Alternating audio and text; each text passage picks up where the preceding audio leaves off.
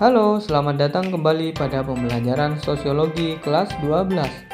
Pada pembelajaran sebelumnya, kita banyak membahas mengenai pengertian perubahan sosial menurut para ahli, mulai dari Profesor Selo Sumarjan, Kingsley Davis, Mark Ivor, hingga William F. Ogden.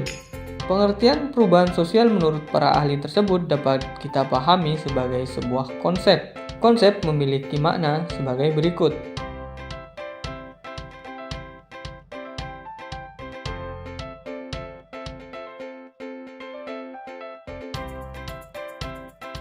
Nah, itu artinya pada pembelajaran sebelumnya, kita sudah banyak membahas mengenai konsep perubahan sosial. Sedangkan pada materi kali ini, kita akan banyak membahas mengenai hal yang lebih luas daripada konsep, yakni teori perubahan sosial. Tentunya konsep dan teori memiliki sebuah perbedaan. Untuk menjawab perbedaan tersebut, dan sebelum masuk pada materi inti dalam pembelajaran kali ini, kita akan mencoba menjawab pertanyaan pemantik sebagai berikut.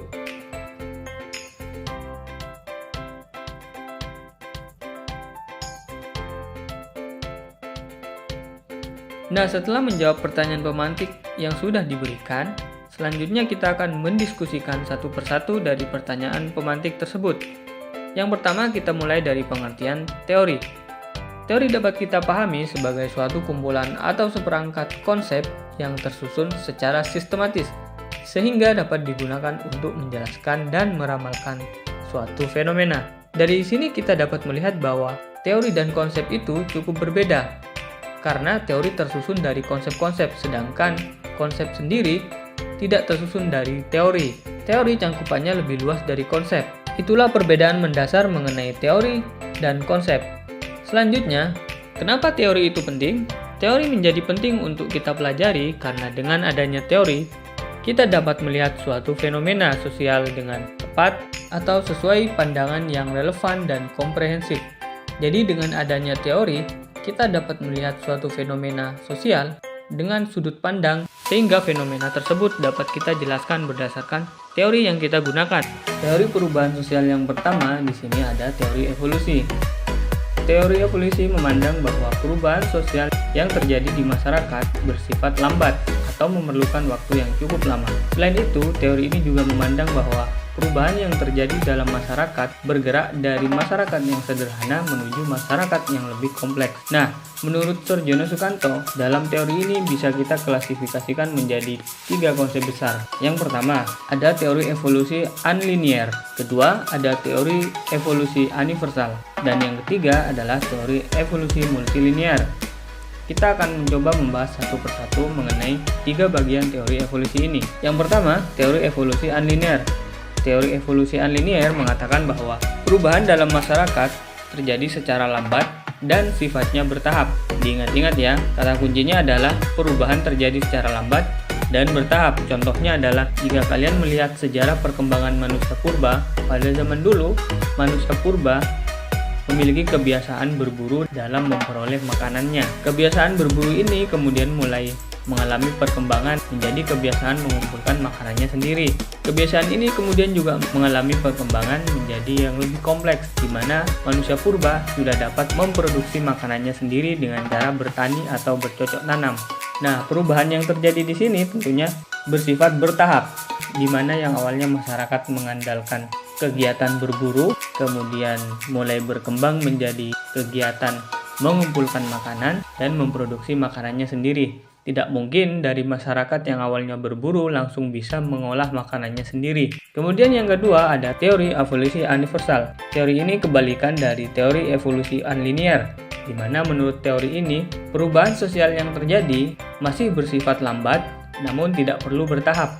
Contoh nyata dari teori evolusi universal ialah masyarakat kota yang awalnya hanya terdiri dari masyarakat kota, namun karena adanya urbanisasi atau perpindahan penduduk desa ke kota membuat masyarakat kota yang awalnya homogen atau terdiri dari masyarakat kota itu saja menjadi masyarakat yang heterogen atau terdiri dari masyarakat lain. Misalnya kita lihat sekarang wilayah kota Malang tidak hanya terdiri dari orang-orang yang berada di Malang saja atau orang-orang penduduk asli Malang, melainkan kaum-kaum perantau misalnya dari Nusa Tenggara Timur, Papua, hingga Madura.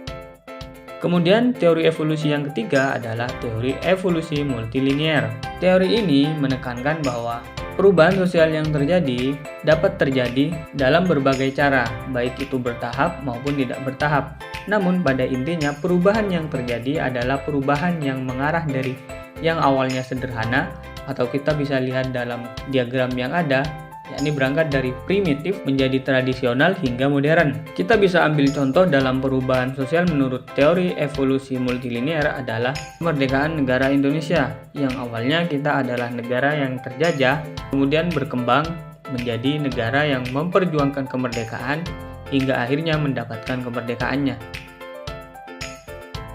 Selain membahas mengenai teori perubahan sosial, pada materi kali ini kita juga akan membahas mengenai bentuk-bentuk perubahan sosial, atau bisa disebut juga dengan jenis-jenis perubahan sosial.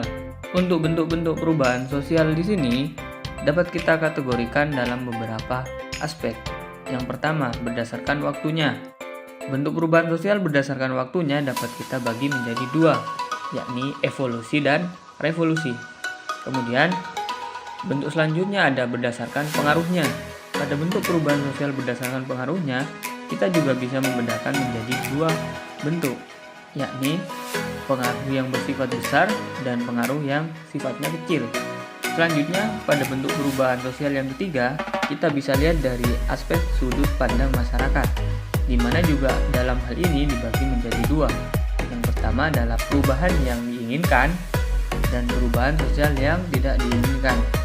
Selanjutnya, yang terakhir, bentuk perubahan sosial di sini dibedakan berdasarkan arah perkembangan, di mana di sini juga dibagi menjadi dua bagian, yakni bentuk perubahan sosial yang arah perkembangannya maju atau progres dan arah perkembangannya mundur atau disebut dengan regres.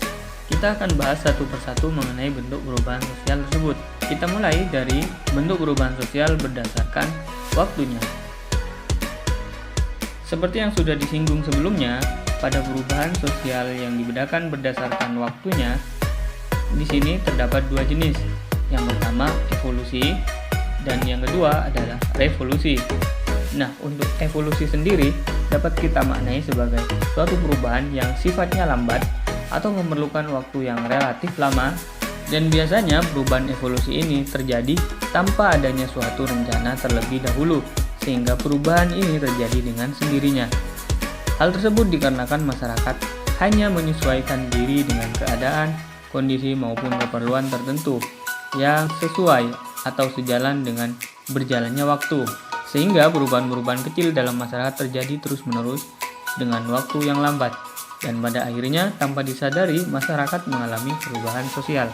Untuk contoh perubahan sosial evolusi ini bisa kita lihat pada contoh sebelumnya, di mana pada teori evolusi kita mencontohkan bahwa adanya perubahan dari masyarakat zaman dulu yang mana awalnya menggunakan sistem berburu untuk mengumpulkan makanan, kemudian mulai mengalami perkembangan, mulai bisa mencari makanan sendiri hingga memproduksi makanan sendiri. Nah, perubahan sosial tersebut terjadi dalam waktu yang cukup lama. Kemudian selain evolusi, ada revolusi. Revolusi tentunya adalah kebalikan dari evolusi. Jika evolusi di sini bersifat lambat, maka revolusi adalah perubahan sosial yang sifatnya cepat atau membutuhkan waktu yang relatif lebih cepat daripada perubahan yang sifatnya evolusi. Selain itu, revolusi di sini merupakan perubahan yang cukup terencana karena memerlukan waktu yang cepat. Karena cukup terencana, biasanya perubahan ini berkaitan dengan gerakan sosial, seperti yang terjadi pada revolusi industri atau revolusi Prancis, di mana perubahan yang ada di situ terjadi sangat cepat dan sebelumnya sudah direncanakan, baik itu tujuan maupun dampaknya oleh masyarakat atau kelompok yang ingin melakukan perubahan sosial. Nah, di sini kita bisa melihat bahwa revolusi itu berkaitan dengan gerakan sosial. Gerakan sosial sendiri dapat terjadi jika memenuhi syarat-syarat berikut.